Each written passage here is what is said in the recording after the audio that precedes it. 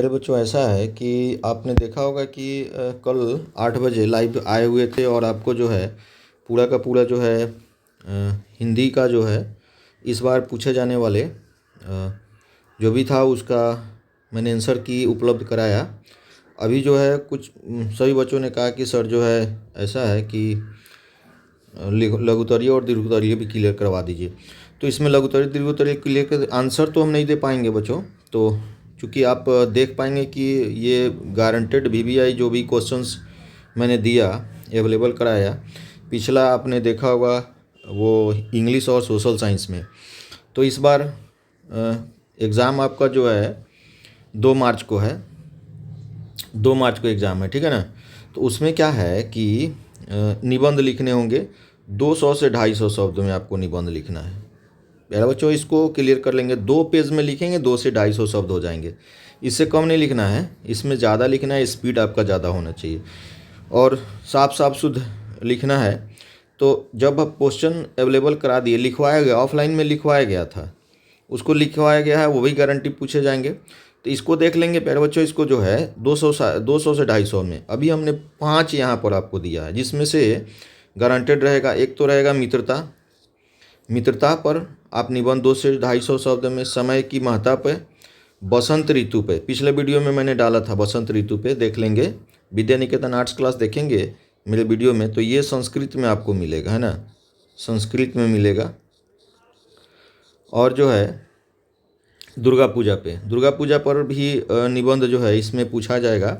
Doctor प्रसाद और होली, ये होली जो है आप देखेंगे, होली छोड़ देंगे और बाद बाकी इसमें से जो भी होगा इसको क्लियर कर लेंगे, इसको देख लेंगे। ये होली छोड़ दीजिएगा, ये बसंत, दुर्गा पूजा आप कर लीजिएगा। दुर्गा पूजा बहुत इजी है, 200 से 250 शब्दों में देखेंगे। दुर्गा पूजा पे कर लीजिएगा या जो आपको अच्छा लगे, क्योंकि मैं सबका आंसर तो अभी अवेलेबल नहीं करा पाऊँगा। आपके पास तो होगा ही, निबंध का बुक होगा या जो भी लिखवाया गया है वो कल क्लियर कर लेंगे। तो क्लियर आज कर ही लीजिए ना, आज कर लीजिएगा तो नेक्स्ट में जो है कल जो है आपको पूरा का पूरा परेशानी नहीं होगा, तेज़ी में कर पाएंगे। चलिए, तो ये इन निबंधों को देखिए, 200 से 250 शब्दों में जवाब देना है। चलिए, एक लेटर आपको लिखना है ना, लेटर लिखना है। ये पत्र लिखना है कि परीक्षा के बाद सहपाठियों के साथ पर्यटन की अनुमति तथा आरोपियों, ये देखिए अनुमति के लिए, है ना, अनुमति तथा ये जो है कुछ पैसों की बात है यहाँ पर, है ना, पैसे मांगने की बात है, ये नहीं होगा। तो परीक्षा के बाद सहपाठियों के साथ पर्यटन की अनुमति तथा पैसे के लिए क्या करना है, बड़े भाई को एक पत्र लिखना है। जैसे मान लीजिए एग्ज़ाम आपका हो गया, अब आप सहपाठियों के साथ घूमने जा रहे हैं, तो पत्र लिखना आसान है बहुत ही। ये बड़े भाई का पत्र है ना, तो पूज्य लिखेंगे, बड़े भाई के पास पत्र लिखना है, पूज्य लिखेंगे और उनसे जो है अनुमति मांगेंगे कि मेरी परीक्षा समाप्त हो गई है, मैंने बहुत अच्छा जो है परीक्षा में किया है, जो भी किया है वो थोड़ा सा 2-3 लाइन में लिखेंगे। और उसके बाद कह दीजिएगा कि मेरे सहपाठी, मेरे मित्र जो हैं पर्यटन के लिए घूमने जा रहे हैं, हम भी साथ में जाना चाहते हैं, इसकी अनुमति आप हमें दे दीजिए और रास्ते खर्च के लिए क्या करेंगे, कुछ पैसे भी हमें भेज दीजिए। इसके लिए बच्चों पत्र लिख देंगे, बहुत ही ईजी है, कोई बहुत बड़ी बात नहीं है, इसको क्लियर कर लीजिएगा। बड़े भाई को एक पत्र लिखिएगा, अंत में अपना जो है स्नेह वगैरह दे दीजिएगा और घर में बड़ों को प्रणाम, छोटों को शुभ प्यार वगैरह लिख करके दे देना है, ठीक है ना। अब जो है मेन आ जाता है, आपको 5 प्रश्नों के उत्तर देंगे, ठीक है ना। 5 प्रश्नों के उत्तर देना है, 2 नंबर का है, ठीक है ना। ये जो है 2 नंबर का 5 प्रश्न, इसे हम 10 डाल दिए, इसमें से जो भी आपको बहुत इजी हो, जो आसान हो, जो याद किए हों उसको लिख देंगे। जैसे बुद्ध, महात्मा बुद्ध, ये बुद्ध जो लिखा है ना, महात्मा बुद्ध के समय नालंदा में क्या था, ये क्लियर कर लेंगे। महात्मा बुद्ध के समय नालंदा में क्या था। मुंशी जी ने गल फांसी, ये जो है ये है गल फांसी, ये गल फांसी, ठीक है ना, गल है ये, ठीक है ना। मुंशी जी गल फांसी लगा कर क्यों मरना चाहते थे, ये क्वेश्चन आप देख लेंगे बुक में, अभी देख लीजिए, अभी क्या अभी देख करके, और उसको एक बार लिख लीजिए, है ना, एक बार लिख लीजिए ना, याद हुआ कि नहीं वो क्लियर कर लीजिए। मुंशी जी गल फांसी लगा कर क्यों मरना चाहते थे, ये जो है क्लियर कर लीजिए। उसके बाद दूसरा क्वेश्चन है बच्चों, बुच्ची दाई को सबसे ज़्यादा किसकी याद आती है और क्यों। बुच्ची दाई को सबसे ज़्यादा किसको याद आती है और क्यों, है ना, क्यों? बुच्ची दाई को सबसे ज़्यादा किसकी याद आती है और क्यों, इसको क्लियर कर लेंगे बच्चों, यहाँ क्यों है। अगला क्वेश्चन देंगे, कवि केदारनाथ अग्रवाल के मन में आज़ाद हिंदुस्तान की कैसी कल्पना है, ये देख लेंगे, नोट कर लेंगे इसको, जो है ये क्वेश्चन आंसर आप कंप्लीट याद कर लेंगे, ये गारंटेड है, इसको क्लियर कर लेंगे।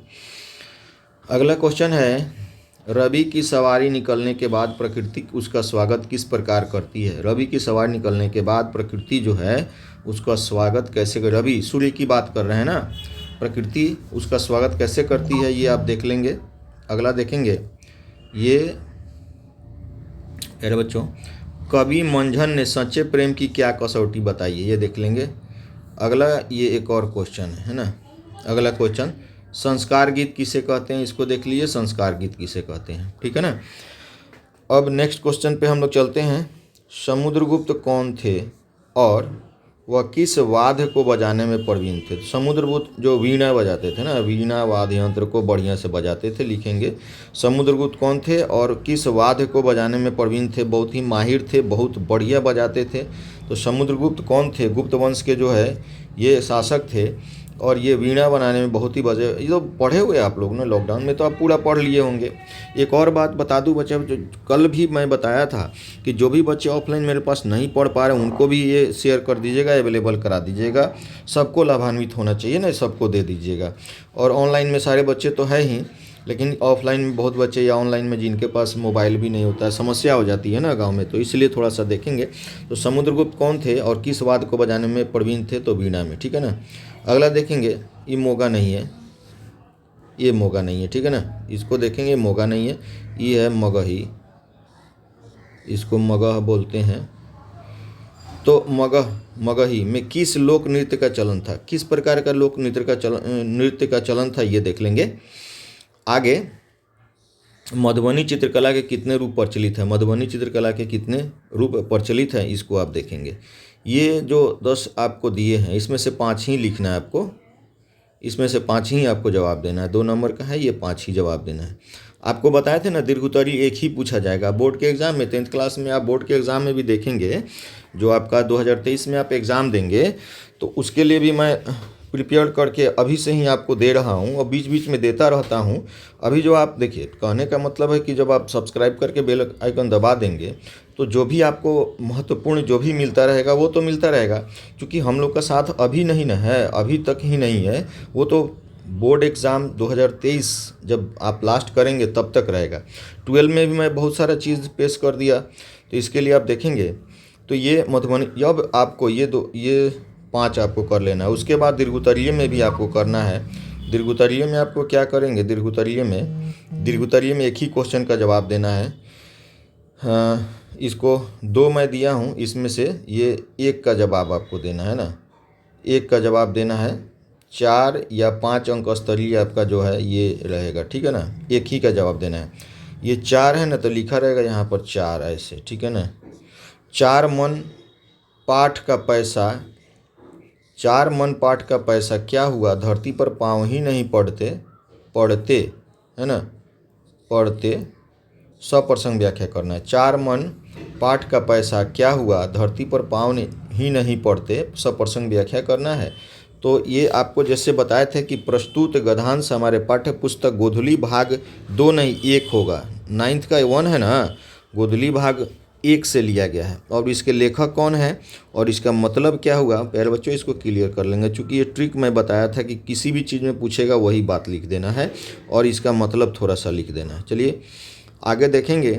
दूसरा है, मेरी परेशानियाँ और मेरे दुख ही ईश्वर का आधार है।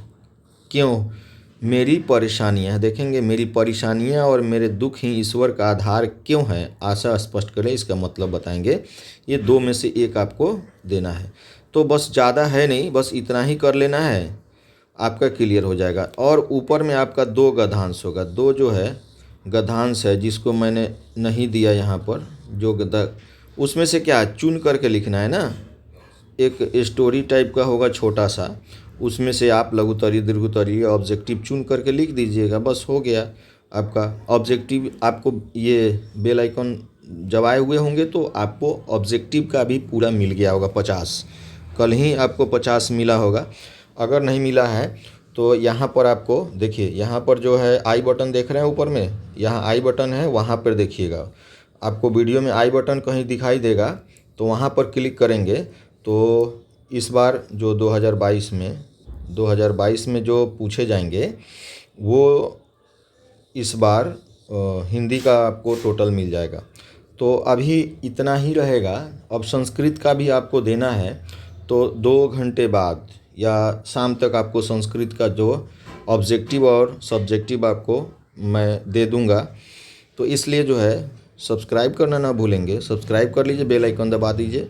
टाइम टाइम पर आपको जो है महत्वपूर्ण क्वेश्चन उपलब्ध कराए जाएंगे। ऑनलाइन क्लास भी चलेगा बिल्कुल ही फ्री, और सभी बच्चे ऑफलाइन जो अभी तक एडमिशन नहीं कराए हैं एडमिशन करा लेंगे जल्द से जल्द। चलिए तो प्यारे बच्चों, यहीं पर हम अपना समाप्त करते हैं। धन्यवाद।